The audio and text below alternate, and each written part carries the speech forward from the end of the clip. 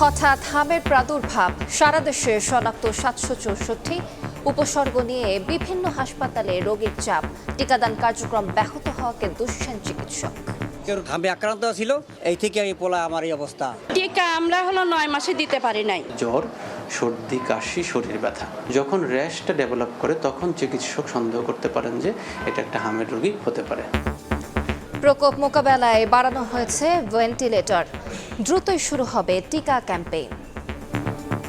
2018-র পরে আর কোনো ক্যাম্পিং হয় নাই। আমরা টিকা আনার জন্য 604 কোটি টাকা বরাদ্দ করেছি।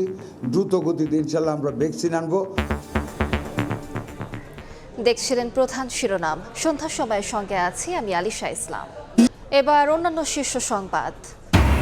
লরি থেকেই তেল বিক্রি, ট্যাঙ্কেও অবৈধ মজুত, 4 জেলায় অভিযানে 43,500 লিটার জব্দ, জড়িতদের জেল জরিমানা, মজুদের তথ্য দিলে পুরস্কার ঘোষণা।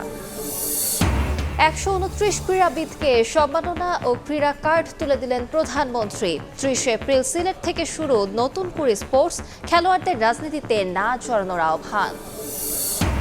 জুলাই যোদ্ধাদের সুরক্ষা অধ্যাদেশ গ্রহণে সম্মত সরকারি দল, সংসদে পুলিশ হত্যার বিচার নিয়ে প্রশ্নের জবাবে স্বরাষ্ট্রমন্ত্রী, যে বাহিনীর পোশাকেই হামলা হোক বিচার হবে। এবং 1/11-তে তারেক রহমানকে নির্যাতনকারীদের একজন সাবেক ডিজিএফআই কর্মকর্তা আফজাল বেগম জিয়ার চিকিৎসায়ও দেন বাধা, আদালতে রাষ্ট্রপক্ষ 6 দিনের রিমান্ড।